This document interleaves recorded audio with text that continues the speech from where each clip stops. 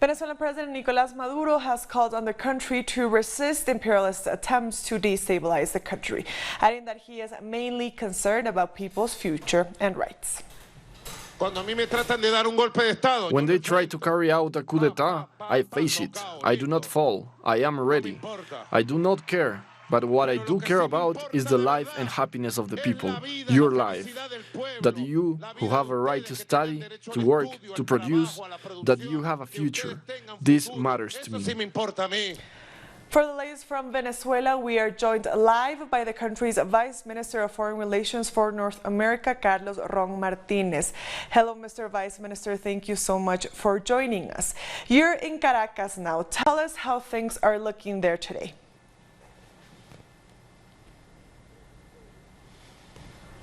Well, today was a day just like any other day. I think people were, went back to work and enjoyed the normality of the city. Fortunately, we overcame this another attempt at destabilization. But I think the people of Venezuela have matured enough and to want to get on with normal life and to proceed without this interruption. Mr. Vice Minister, how does the reality there compare to the corporate media's coverage of the situation in Venezuela?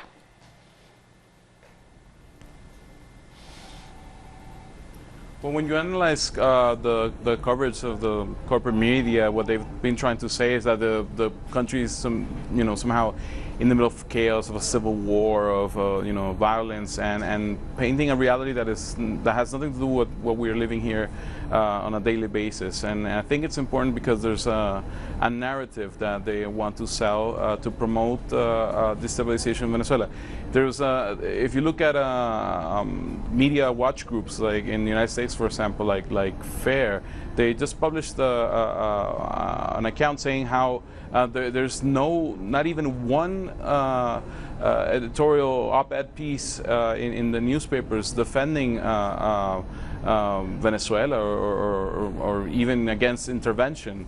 So there's no voices in mainstream media that would really show you what the reality here is. There's already a mindset wanting to promote a narrative that is promoting regime change in favor of Washington's interest. Mr. Vice Minister, the U.S. continues to threaten military action in Venezuela. What is your response to remarks from the Trump administration?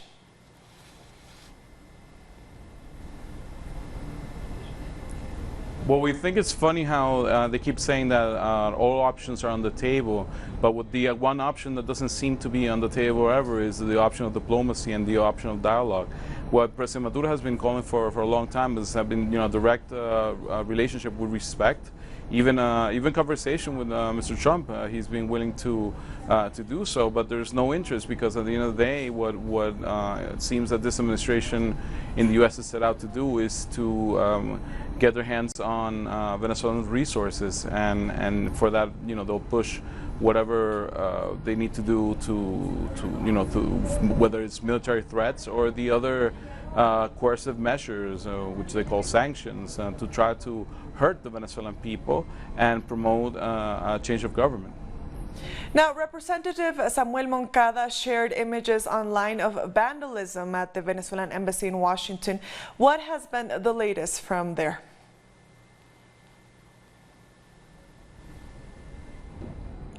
Well, the United States has not been following or respecting the Vienna Convention, where in Articles 22 and Article 45, they clearly state that even if there's a break of relations between two countries, there has to be a protection on the diplomatic premises.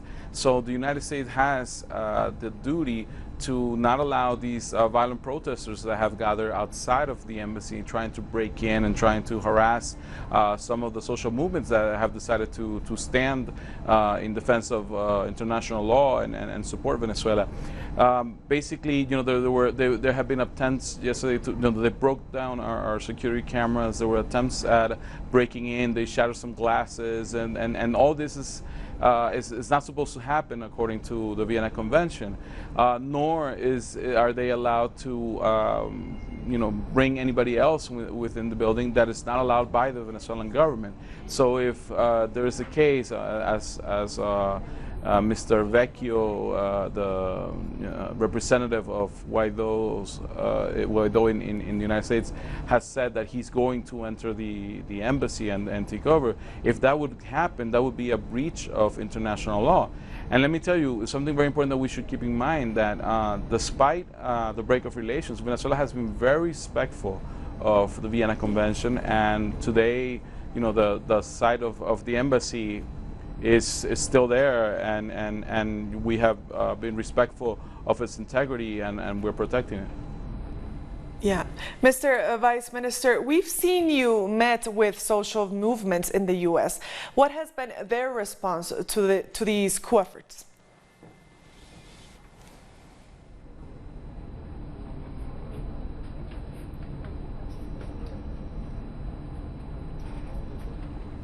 We'll get back to Vice Minister of Foreign Relations, Carlos Ron Martinez, hopefully soon. Let's go with other news. The Bolivarian Armed Forces in Venezuela have once again reaffirmed their loyalty to the government of President Nicolás Maduro. President Maduro joined an early morning activity with the top leaders of the army and thousands of soldiers. They shouted, "Loyal always, traitors never."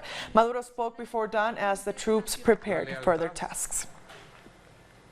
And soldiers also showed their support for the Bolivarian government.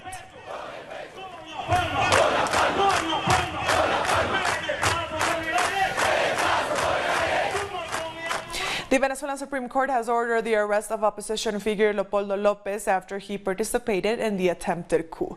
The court said it ordered the arrest because he violated the terms of his house arrest. The court also ordered he complete his sentence of 13 years, of which he's already served 5 years and 2 months. In 2015, López was found guilty of inciting violence during the 2014 opposition protest. And following the announcement, López spoke to the media in front of the Spanish embassy in Caracas. He defended his escape from house arrest and said this week's events are part of a larger plan to take power in Venezuela. Earlier, we spoke with Abby Martin, host of the Empire Files, to get her take on the events taking place in Venezuela. Juan Guaido, of course, cosplayed as president for 3 months. Gallivanting around the world, subverting international law time and time again.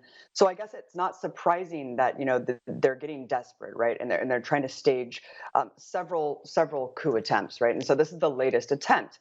I was very, very disturbed waking up to seeing that there was a military coup. As we know that this started as a parliamentary coup attempt, it's kind of manifested into a military coup attempt. That shows you how dramatic the escalations have been. And are going to continue to be. And we should be very, very worried about how dramatic these escalations are getting. When I was there in 2017 on the ground, there were violent armed insurrections being fomented by the protesters.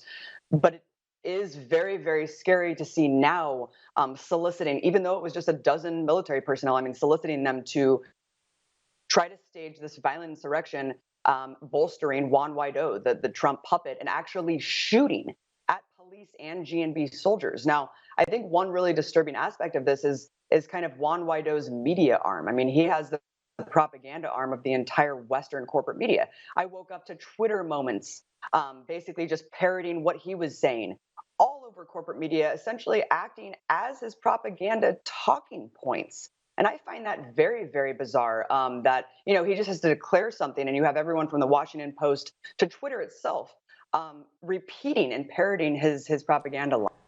On Wednesday, the streets of Caracas were turned into a sea of red as thousands celebrated International Workers' Day. The massive crowds also marched in support of the Bolivarian Revolution, President Nicolás Maduro, and national sovereignty in the face of intensified U.S.-backed aggression and just 1 day removed from the failed coup led by Juan Guaido.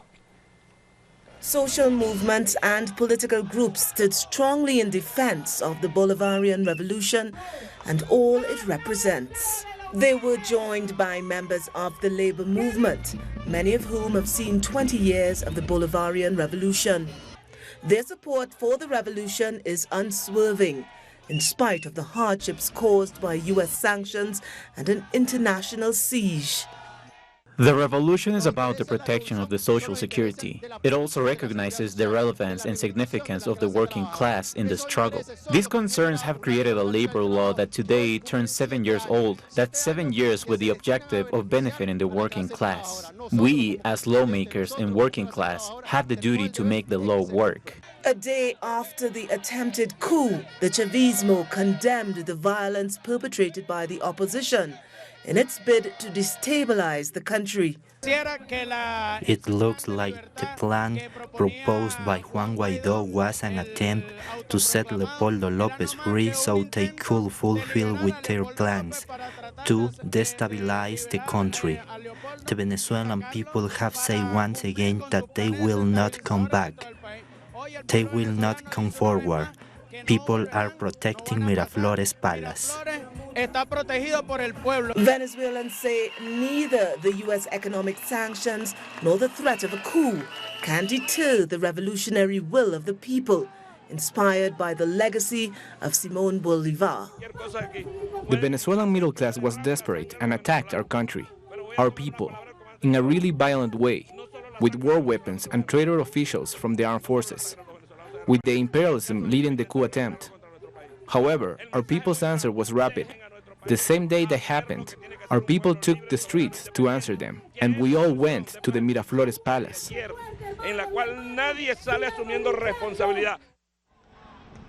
After yet another failed power grab by Guaidó, opposition supporters also took to the streets of Caracas. The people in the streets are constant, they are strong, and have a leadership. These people go towards the national strike that the workers proposed. We are going to talk also with the military and with the international community. Meanwhile, the government has ordered an investigation into what it says are constant illegal and interventionist actions by Washington against Venezuelan democracy. We'll be back very soon. Stay with us.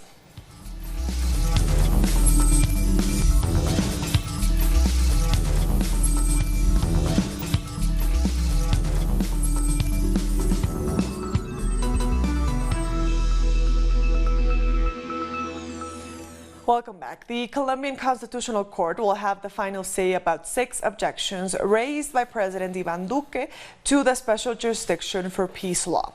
A majority of senators voted to reject the objections on Tuesday, but the government says it wasn't an absolute majority. The Speaker proposed a second vote, but the opposition walked out.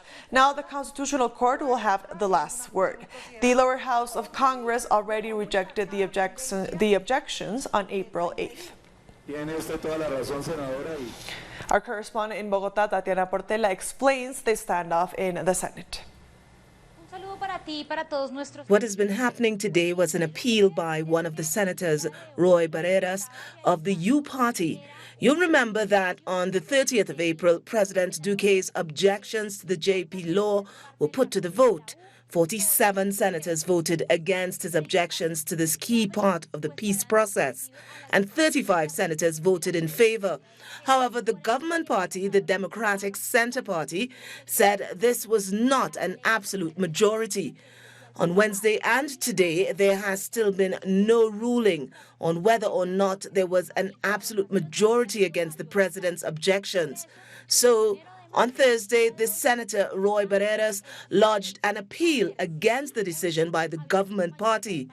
The Speaker of the Senate rejected his appeal, but at the same time he called for a revote on the objections. In response to the Speaker, the parties of the opposition and those who have been supporting the peace process walked out of the Congress, leaving it without a quorum. and they demanded that the result of the vote on Tuesday be respected. Now, both the Speaker and the opposition parties have written to the Constitutional Court to ask it to rule on whether that vote, 47 against 35, was in fact an absolute majority. The Congress is also debating the National Development Plan, which of course has been opposed by many members of Congress and by social movements as well, who say it would hurt most of the population. That was one of the main issues in the nationwide strike at the beginning of this week.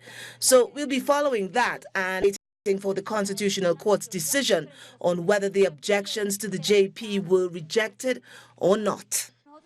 We thank Tatiana for that report. A number of migrant families from Central America have turned themselves in to U.S. Border Patrol. A group of 30 people, including children, decided to surrender to agents amid reports that the Mexican government is handing out fewer visas. At the same time, the U.S. announced a plan to start DNA testing migrants crossing the border. They claim the goal is to identify members of the same family. Victims of sexual abuse inside the Catholic Church in Argentina have asked Pope Francis for a zero-tolerance policy. Human rights activists and victims rallied to demand the Pope fully commit to the fight against sexual abuse in his country. Pope Francis is the first Latin American pontiff and the former Archbishop of Buenos Aires. About 100 members of the church in Argentina have been accused of sexual abuse. We demand the church to stop covering the bishops accused of abuses. We demand them to stop covering the priests and nuns who abused us. And we demand the church to report those abuses to the authorities. I am here and we are here with other survivors and fighters, hoping that Pope Francis will call on us to decide that he will meet with us as a gesture of us accepting the dark institutional policies that were carried out. Not in general terms, but rather in very direct terms regarding the church to which he belonged his whole life. Former Peruvian President Pedro Pablo Kuczynski has left the hospital and returned home, where he is under house arrest. Kuczynski was arrested last month for allegedly receiving unlawful payments of more than $1 million from Brazilian construction company Odebrecht. He was in the hospital recovering from surgery to install a pacemaker. Major changes are coming to the management and oversight of Jamaica's police force amid a burgeoning crime problem. The move also comes after the government declared a new state of public emergency. The government will be ramping up the implementation of anti-corruption activities within the police service. A senior police superintendent is to be put on leave to facilitate investigations into the mobile reserve. St. Lucia has imposed a quarantine on a cruise ship after a case of measles was diagnosed on board. Passengers and crew members are prohibited from leaving the vessel. The ship was reportedly heading next to Dominica. Measles is a highly contagious virus-borne disease that can be easily spread by even one person coughing or sneezing. Measles cases in the U.S. have reached a peak with more than 700 cases confirmed as of this week.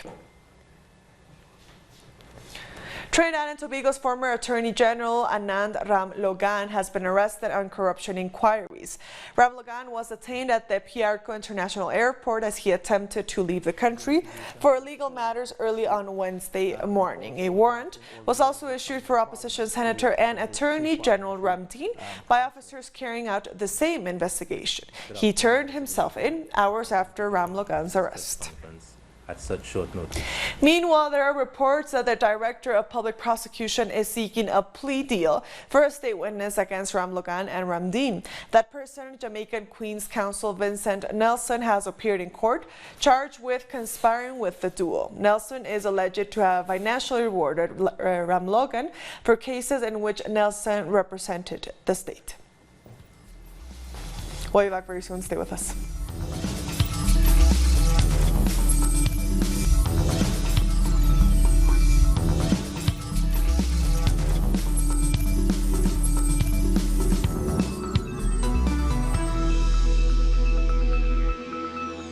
Welcome back. Nearly 800,000 people in eastern India have been evacuated ahead of a major cyclone. According to officials, the stormer, called Fani, should make landfall on Friday in Odisha state. It is expected to burrow towards Bangladesh on a path home to more than 100 million people. About 3,000 shelters in schools and government buildings have been set up. In Pakistan, Masood Azhar, leader of the local Islamist group JEM, will be added to the United Nations global terrorist list. The move comes after China lifted its objections to the decision. Azhar will be subjected to an asset freeze, global travel ban, and arms embargo. JEM itself has been on the UN terror list since 2001. A ban on foreign travel. South Africans have expressed displeasure with social housing as the May 8th election nears. A resident of the Bakken project, Selina Sisi, has complained about the poor condition of the houses. The $10 million project by the African National Congress was started to address persistent racial disparities in housing, land ownership, and services. This ruling government is just playing with our lives. They just want us to vote for them, while they enrich themselves so they can live nice lives. When it comes to elections, they come and tell us everything and anything, so that we can vote for them. But they do nothing for us. They just want us to elevate them. And municipal workers in the South African city of Durban have gone on strike against what they are calling unfair salary adjustments. The workers are accusing the city mayor of intentionally upgrading the salary of workers belonging to the ruling African National Congress. The workers have vowed not to return to work until their salary is upgraded to the same scale as the party's members. Sudanese protest leaders have insisted on representatives from armed resistance groups being part of the civilian administration. The alliance is demanding that the military council be replaced by a joint civilian military council. However, they say the number of members is yet to be finalized. I assure you that even if we agree tomorrow with the military council on our proposal and they fully support it, the transitional ruling institutions will not be formed unless the armed resistance groups are a key part of the setup. Facebook has permanently banned several figures and organizations from its platforms, including Nation of Islam leader Luis Farrakhan and InfoWars host Alex Jones. The company announced that they were now barred from using Facebook and Instagram under the company's policies against dangerous individuals and organizations. The ban was also issued to French right social media personality Laura Loomer and controversial personality Milo Yiannopoulos, among others. Facebook also removed the accounts, fan pages, and groups affiliated with these individuals after it re-evaluated the content they had previously posted. Live recordings of Jamaican reggae legend Bob Marley, which were found by chance after spending 40 years in a London hotel basement, are to be auctioned off.